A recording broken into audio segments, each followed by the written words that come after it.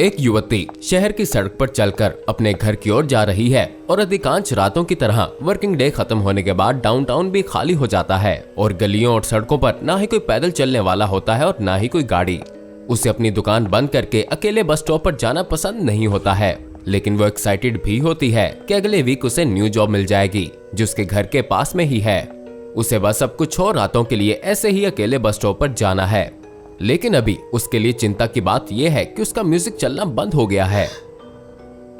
युवती इसे चेक करने के लिए अपना फोन निकालती है, डेड। वो इसे चार्ज करना भूल गई होगी। उसे गुस्सा आता है और अब उसे अपनी बस राइड का समय खिड़की से बाहर देखते हुए बिताना पड़ेगा। वो क्या था? वो अपने फोन से ऊपर देखती है, क्या उसे कुछ दिखा था? वो मुड़ती है और उसे सड़क की दूसरी तरफ कुछ दिखता है। अंधेरे के कारण वो बस एक बड़े साए को ही देख पाती है। वो लंबे समय तक नहीं घूरती है और फिर से अपनी गति को बढ़ाते हुए चलना शुरू कर देती है। उसे फुटस्टेप्स की आवाज सुनाई देती है और वो फिर से उस ओर देखती है।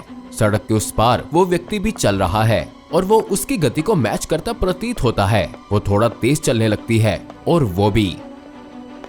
वो अपनी पॉकेट में हाथ डालकर पेपर स्प्रे को पकड़ लेती है। उसे नहीं पता कि वो व्यक्ति कौन है और उसे क्या चाहिए है, लेकिन उसे हर खतरे के लिए तैयार रहना है। वो चलती रहती है और फिर से उसकी ओर देखती है। वो अब सड़क पार करके उसकी ओर आ रहा है। वो जल्दी से गली में घुस जाती है और दौड़ना शुरू कर देती है। वो जितना तेज दौड़ सकती थी वो दौड़ती है। वो मुड़कर अपने पीछे देखती है, उस व्यक्ति से डरी हुई, लेकिन वहां कोई नहीं होता है। शायद वो गलत थी और वो उसकी ओर नहीं आ रहा था, लेकिन वो ये जानने के लिए रुकती नहीं है और दौड़ती रहती है। वो दौड़ती हुई इस गली से बाहर निकलती है और बस स्टॉप पर पहुंच जाती है। वहां रुककर वो सांस लेती है और अपनी घड़ी देखती है। बस को अब तक आ जाना चाहिए था, लेकिन वो कहीं भी नजर नहीं आती है। वो चारों ओर देखती है और उसे वही साया गली से बाहर आता दिखता है और ये सीधा उसकी ओर आ रहा है। वो बस स्टॉप पर पीछे की ओर जाती है और अपनी पॉकेट से पेपर स्प्रे को बाहर निकालती है। वो साया अभी भी उसकी ओर आ रहा है और अचानक अंधेरी सड़क पर रोशनी हो जाती है। वो अपने सेवियर को देखने के लिए पीछे मुड़ती है। ये बस है। वो वापस उस साए को देखने के लिए मुड़ती है और वो गली में जाता दिखता है, जैसे रोशनी से दौड़ रहा हो। उसे राहत का सांस आता है और बस उसके आगे आकर रुकती है। बस का दरवाजा खुलता है और वो अंदर जाती है। मैं आज से पहले कभी बस में चढ़कर इतनी खुश नहीं हुई हूँ। वो अपने कार्ड को स्कैन करती हुई ड्राइवर को कहती है। ड्राइवर उसको कोई रिस्पॉन्स नहीं देता है और ना ही कुछ रिएक्ट करता है। वो बस आके देख रहा है। वो भी नजरअंदाज कर देती है। उसे खुशी है कि वो बस में है, जबकि बस पूरी खाली है। वो बस के एंड पर जाकर बैठ जाती है। जैसे ही बस चलने लगती है, वो कसम खाकर कह सकती थी कि वो साया गली के एंड में अभी भी खड़ा था। बस शहर की खाली सड़कों पर चल रही होती है और वो खिड़की से बाहर देखती हुई अपने आप को शांत करने के लिए डीप ब्रेथ्स लेती है। थोड़ी देर बाद वो देखती है कि बस आज उतने स्टॉप्स पर नहीं रुक रही जितनी आमतौर पर रुकती है। क्या उन्होंने रूट बदल लिया है या वो किसी और बस में चढ़ गई है? लेकिन बस उसके रूट की ओर बढ़ रही है, इसलिए उसको इससे कुछ फर्क नहीं पड़ता है और फिर वो रस्सी को खींचने के लिए आगे बढ़ती है। 1 घंटी बजती है और स्टॉप रिक्वेस्टेड लाइट बस के आगे की ओर जलती है, लेकिन ड्राइवर बस को रोकने या धीमा करने का कोई संकेत नहीं दिखाता है। वो फिर से रस्सी को खींचती है, लेकिन अभी भी कोई रिएक्शन नहीं आता है। जैसे ही उसे अपना घर जाता हुआ दिखता है, वो चिल्लाती है, ये मेरा स्टॉप है, लेकिन ड्राइवर उसको नहीं सुनता है। वो खड़ी होती है और सामने की ओर चलती है। क्या तुमने मुझे सुना नहीं? ये मेरा स्टॉप है। अभी भी ड्राइवर कोई रिएक्शन नहीं देता है। वो उसकी ओर बढ़ती है और उसके कंधे को पकड़कर अपनी ओर घुमाती है, केवल खुद को एक ताजा लाश की आंखों में घूरते हुए। वो चिल्लाती है और बस में पीछे की ओर होती है। वो डेड बॉडी को देखकर डर जाती है और उसे वास्तव में लगता है कि बस अब क्रैश हो जाएगी, लेकिन जब वो स्टीयरिंग व्हील की ओर देखती है तो वो खुद ही घूम रहा होता है। वो पूरी तरह से पैनिक कर जाती है। वो चीखती है और दरवाजे पर जोर जोर से मारती है, लेकिन वो नहीं खुलता है। इंजन की आवाज ऊंची हो जाती है और साथ ही बस की स्पीड भी तेज हो जाती है। उसे समझ नहीं आती है कि वो क्या करे। वो बस की पिछली ओर दौड़ती है और रियर डोर को खोलने की कोशिश करती है, लेकिन वो हिलता भी नहीं है। बस और तेज हो जाती है, तेज टर्न्स लेती हुई, और वो बस में इधर उधर उछलती है। वो नीचे गिर जाती है और उसके सर पर चोट लग जाती है। वो छत की ओर देख रही होती है। उससे अपनी आंखें नहीं खोली जाती हैं, लेकिन फिर भी वो उन्हें खोलने की कोशिश करती है। वो छत की ओर देख रही होती है जब वेंट्स में से ग्रीन गैस निकलती है। यही वो आखिरी चीज थी जो उसने अपनी आंखें बंद करने से पहले देखी थी। बस अंत में शहर के एक सुनसान इलाके में रुकती है। बस थोड़ी सी ऊपर होती है। जैसे ही उसके व्हील्स अपने आप को अनफोल्ड करते हैं, वो लंबे काले नुकीले पैरों में बदल जाते हैं। अब बस इन दो इंसेक्टॉइड अपेंडेजेस पर खड़ी है और बस की छत खुलकर दो मैसिव विंग्स बन जाती है। फिर बस अपने पंख फैलाकर आसमान में छलांग लगाती है और रात में खो जाती है। ये युवती कैसे जान सकती थी कि खतरे से बचने के बाद उसका बचाव करने वाला कुछ बुरा करेगा, बहुत ही बुरा। दुर्भाग्य से उसने SCP-2086 की एक इंस्टेंस में कदम रखा था, एक डेडली और टेरिफाइंग अनोमली जो अपने मानव शिकार को मारने के लिए उसका पीछा करती है। SCP-2086 वो डेजिग्नेशन है जिसे SCP फाउंडेशन ने एक ऐसी प्रजाति को दिया है जो आर्थ्रोपोड फाइलम से संबंधित प्रतीत होती है। वो ग्रुप जिसमें आर्कनिड्स और क्रस्टेशियंस भी होते हैं। ये जीव अपने लॉबस्टर और स्पाइडर भाइयों से भिन्न होते हैं, जिसमें वो एडवांस फॉर्म ऑफ कैमोफ्लेज का उपयोग करके बिना दिखे मॉडर्न सोसाइटी में चलते हैं। अडल्ट SCP-2086 इंस्टेंसेस सभी किसी न किसी प्रकार के पब्लिक ट्रांसपोर्ट व्हीकल से मिलती जुलती हैं, जिसमें उसका मॉडल, ईयर, ब्रांडिंग अलग अलग होती है।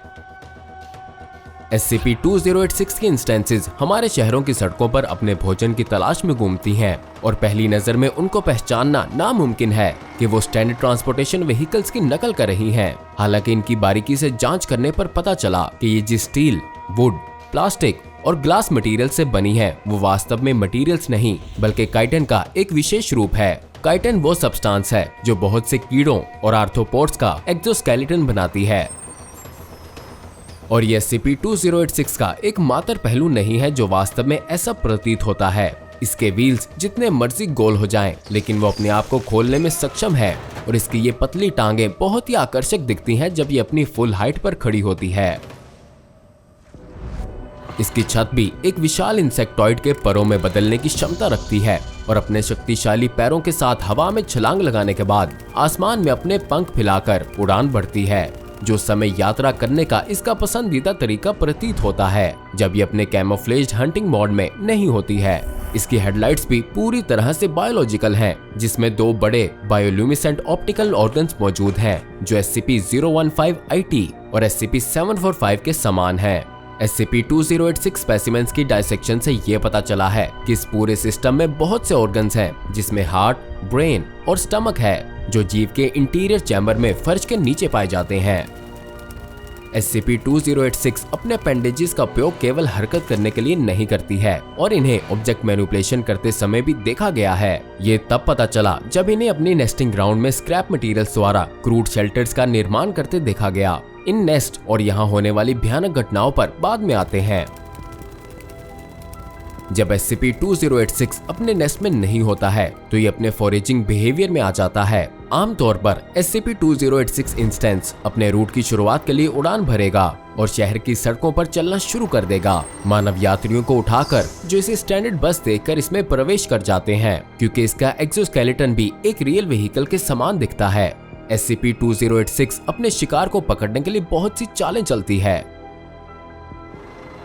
एक बस जो खुद ड्राइव करती है कई लोगों को ऑनबोर्ड करने में 2 बार सोचने पर मजबूर कर सकती है। इसलिए SCP-2086 एक डिकोय ड्राइवर का उपयोग करती है, जो कि वास्तव में एक मानव लाश होती है जिसे शेलक लाइक सब्सटेंस से प्रिजर्व किया गया होता है। छोटे और फाइब्रस अपेंडेजेस अगली सीट से निकलकर ड्राइवर में चले जाते हैं, जिससे वो अपनी जगह पर रहता है और यहाँ तक कि लाश में मूवमेंट भी कर सकते हैं, जो ऐसा दिखता है कि ड्राइवर ही बस चला रहा है। एक बार SCP-2086 अपने शिकार को इकट्ठा कर लेती है, जिसकी संख्या इंस्टेंस टू इंस्टेंस वेरी करती है। ये अपने इंटीरियर वेंट से एक गैस छोड़ेगी। गैस मनुष्यों में क्लोरोफॉर्म के समान प्रभाव पैदा करती है और सभी लोग बेहोश हो जाते हैं। जीव जो अब अपने शिकार से भरा हुआ है अपने अंदर फंसे मनुष्यों को खाता नहीं है, बल्कि ये उन्हें अपनी नेस्टिंग ग्राउंड्स की ओर ले जाता है, जहाँ असली भयानक कहानी शुरू होती है। ये नेस्टिंग ग्राउंड्स अक्सर स्क्रैप और जंक यार्ड्स होते हैं जो बिल्कुल अबेंडेंड हैं और जहां कोई नहीं आता है, और इन नेस्ट में SCP-2086 की छोटी इंस्टेंसेस पाई जाती हैं, जबकि एक फुल ग्रोन इंस्टेंस का वजन 17,000 किलो तक हो सकता है, जो एक सामान्य बस का नॉर्मल वेट है। SCP-2086 की एक्सटेंसिव फील्ड रिसर्च और ऑब्जर्वेशन से ये पता चला कि छोटे इंस्टेंसेस वास्तव में अपने अडल्ट इंस्टेंसेस से बहुत छोटे होते हैं, जिनका वजन 200 किलो से कम है, लेकिन वो इस आकार में लंबे समय तक नहीं रहते हैं। जब एक अडल्ट SCP-2086 मानव शिकार से भरे अपने इंटीरियर चैम्बर के साथ यहाँ आता है तो ये अपने दरवाजे खोलता है और ये छोटे सदस्यों को अपने अंदर प्रवेश करने की अनुमति देता है ताकि वो भोजन कर सकें और बढ़ सकें।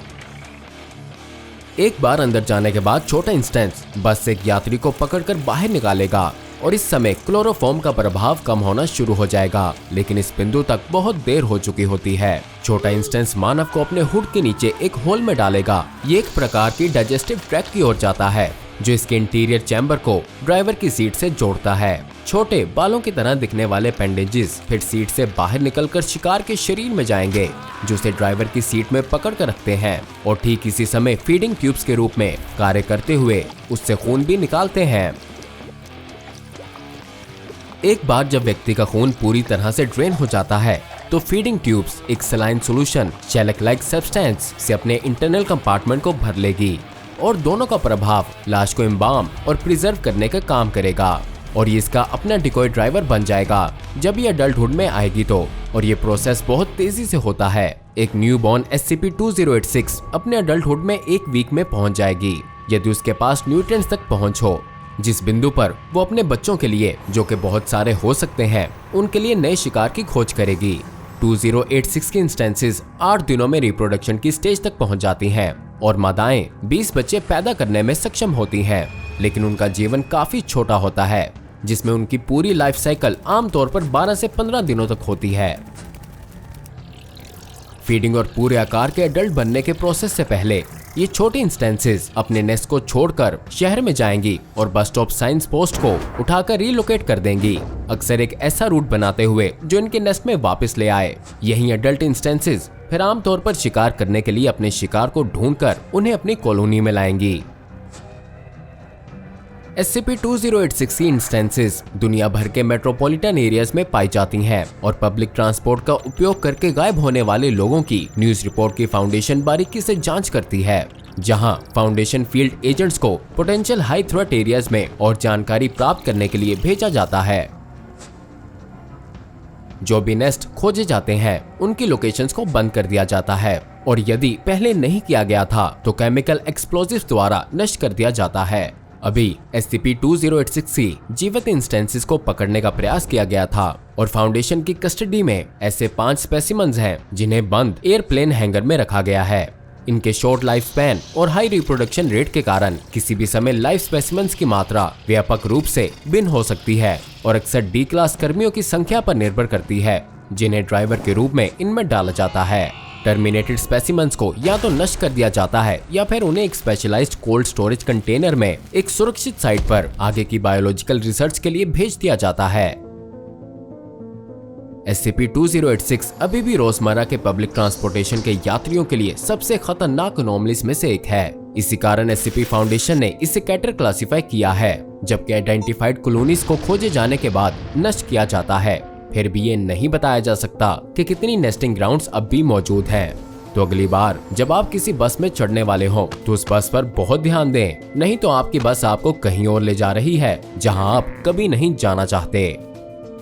अब ऑटोमोटिव टेरर की एक और फाइल वीडियो देखें जो है SCP-745 दी हेडलाइट्स, और चैनल को सब्सक्राइब करना मत भूलिएगा। मिलते हैं जल्द ही एक नई वीडियो में।